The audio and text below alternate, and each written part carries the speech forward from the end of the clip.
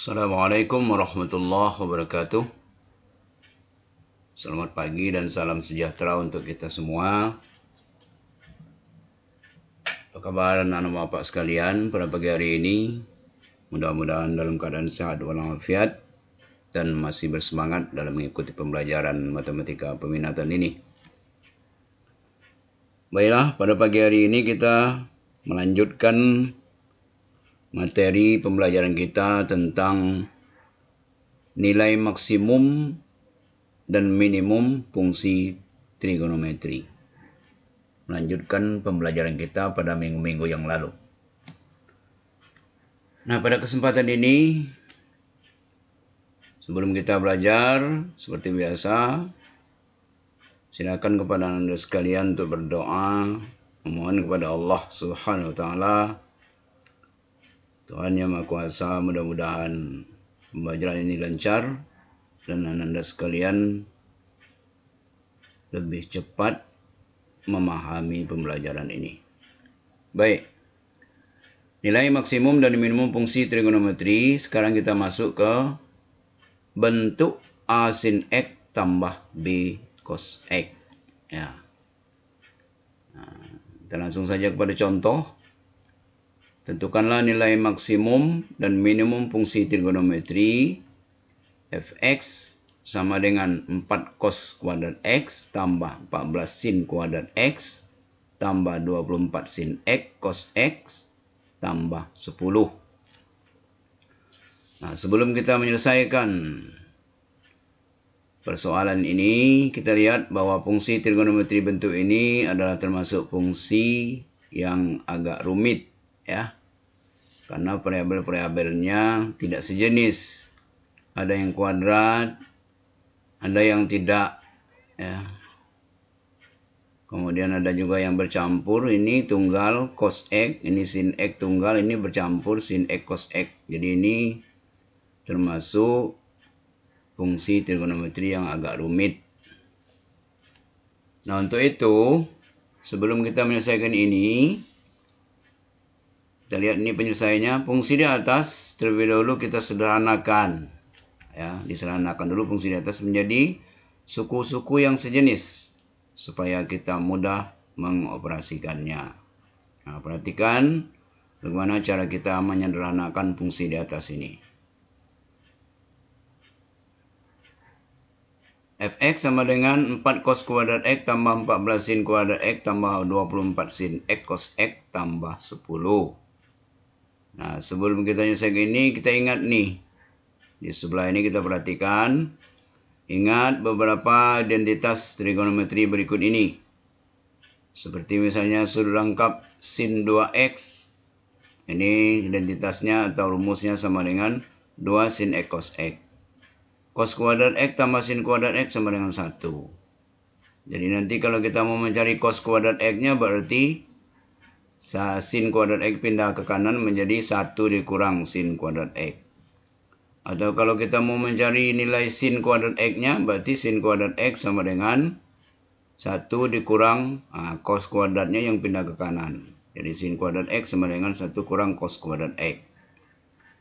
Kemudian rumus sudut rangkap cos.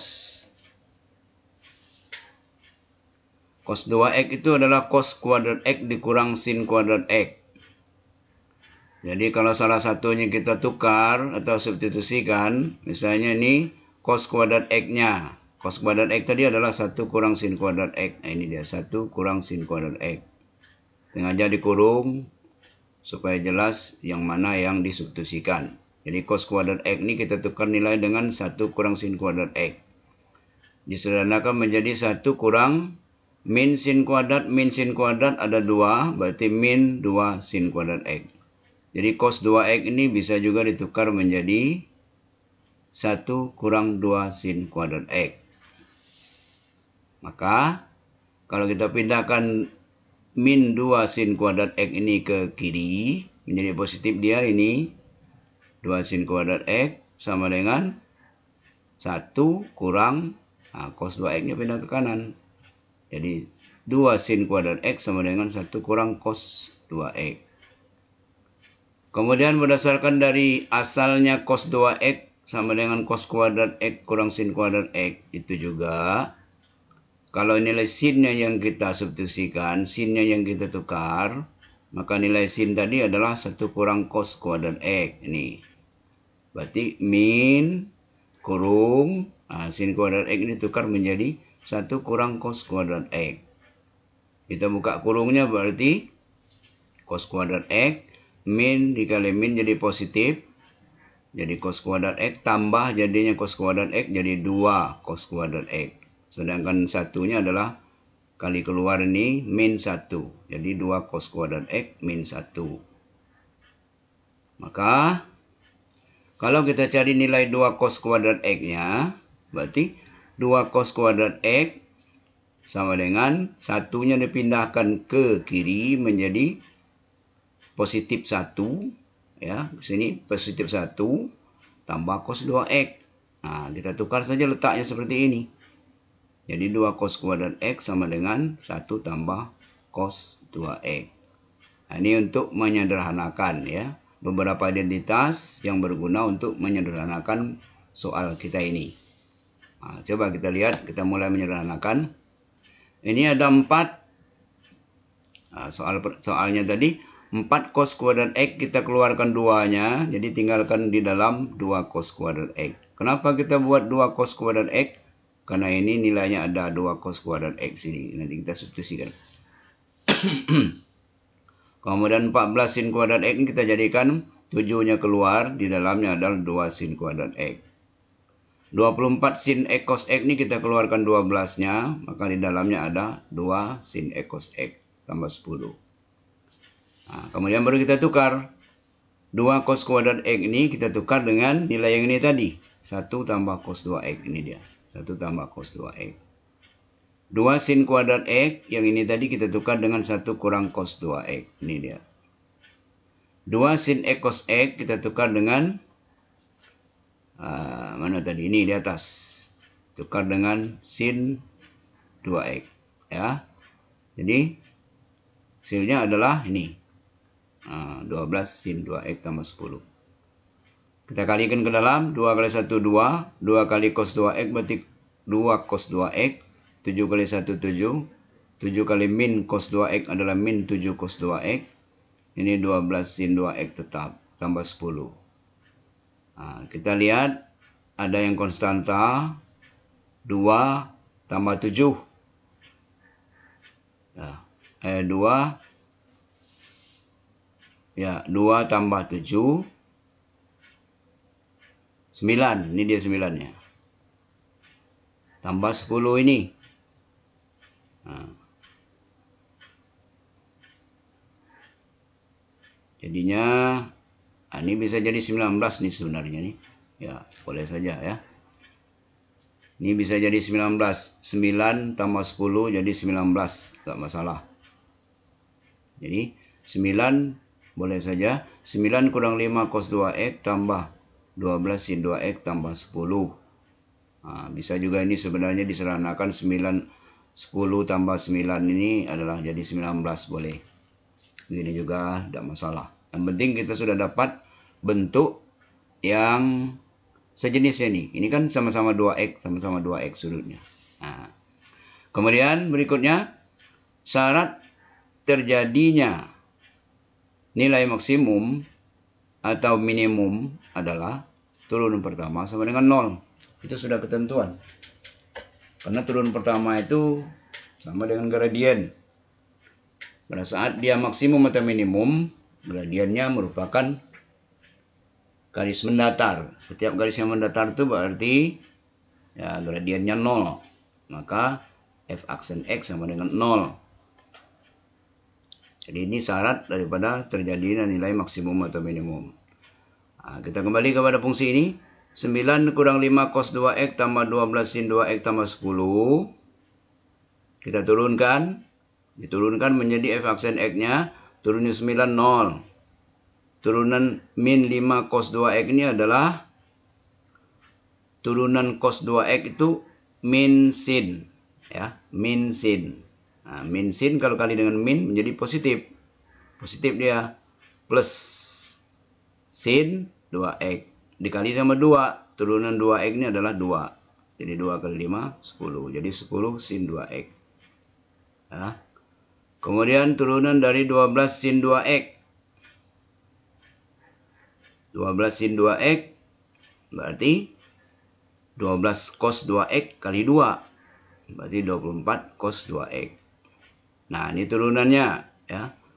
Nah, karena syaratnya sama dengan 0, turunan 10 0 ya. Turun 10 0. Jadi enggak ditulis di sini. Turun 9 juga 0, tidak ditulis lagi. Karena syarat di fx sama dengan f aksen x atau turun pertamanya sama dengan 0, maka ini kita buat sama dengan 0. Maka kalau sama dengan 0, berarti ini 10 sin 2x tambah 24 cos 2x sama dengan 0. Berarti 10 sin 2x. Yang ini 24 cos 2x ini pindahkan ke kanan. Menjadi negatif 24 cos 2x. Sama-sama kita bagi 2. Karena ini sama-sama habis dibagi 2. Ini bisa diperkecil menjadi bagi 2 dapat 5 sin 2x. Bagi 2 dapat min 12 cos 2x. Kemudian cosnya kita bagikan ke kiri dan 5-nya kita bagikan ke kanan. Nah, jadi bersilang dia, berkali silang. Jadi menjadilah dia sin 2x dibagi dengan cos 2x. Ini sin 2x bagi cos 2x sama dengan min 12 bagi 5. Ini min 12 per 5. Nah, kita tahu bahwa sin per cos itu adalah nilai tangen. Jadi sin 2x per cos 2x ini menjadi tan 2x. Nilainya sama dengan min 12 per 5. Kemudian setelah ini kita perhatikan di sebelah kanan ini. Nah, sebelah kanan ini kalau kita lihat gambar ini bahwa angka 12 dan angka 5 ini terlihat di sini. Min tangen itu adalah y per x. Y per x. Jadi salah satunya harus negatif. Nah, kita lihat ini garis. Ini sudutnya 2x. Yang ke bawahnya itu adalah negatif 12. Itu y-nya. Yang ke kanannya adalah 5. Itu x-nya. Jadi bisa min 12 per 5 ini bisa menjadi min 12. Y-nya min, X-nya positif. Min 12 bagi 5. Bisa juga 5-nya yang negatif. Ini yang ke atas. Nah, min 5 ke atasnya 12. Jadi 12 dibagi dengan min 5. Nah, dua-duanya memenuhi ini. Ya. Nah, karena lihat seperti ini kita perhatikan ada sudut yang dibuatnya. Inilah sudut 2x. Ya, antara garis R ini dengan sumbu X. Itulah dia sudut di 2X itu. Nah, berdasarkan segitiga siku-siku yang nampak ini, ya, segitiga siku-siku yang nampak ini, maka R-nya itu termasuk atau dikatakan sisi miring. Setiap sisi miring itu nilainya adalah kuadrat dari siku, dua sisi siku-sikunya. Maka R sama dengan akar X kuadrat berarti 5 kuadrat tambah min 12 kuadrat. Min 12 kuadrat. Jadi akar 25 tambah min 12, minnya dikuadratkan jadi positif 144. Akar 69 sama dengan 13. Berarti R ini panjangnya 13. Sama dengan R yang ke atas ini panjangnya 13. Nah, kita lihat masing-masing sudutnya. Yang ke bawah ini, kalau ini kita merupakan satu lingkaran begitu, berarti ini terbagi 4 kuadran. Ini namanya kuadran 1, yang sini kuadran 2, ini kuadran 3, dan ini kuadran 4. Nah, maka letak sudutnya ini terletak di kuadran 4 dan kuadran 2. Nah, ya. Di kuadran 4 ini KW itu kuadran 4, maka sinnya, sin 2X, sin itu adalah sisi depan per miring. Nah, sisi depan yang ini, itu adalah min 12 tadi. Sisi miringnya R tadi adalah 13, berarti min 12 per 13. Sedangkan cos 2X-nya, sisi samping, nah ini dia 5 per sisi miring. Nah, sisi miringnya adalah R, berarti 5 per 13. Itu di kuadran 4. Sedangkan di kuadran 2, sin 2x-nya adalah 12. Karena Y-nya positif, 12 per sisi miring. Nah, sisi miringnya adalah R 13, berarti 12 per 13. Kemudian cos 2x-nya negatif 5 per 13. Sisi yang di samping sudut dibagi dengan sisi miring. Nah, min 5 per 13. Apa gunanya kita seperti ini? Supaya kita jelas, nampak kapan dia maksimum dan minimum. Kalau yang ke bawah ini yang membuat dia minimum nilainya, yang ke atas ini membuat dia nilainya maksimum.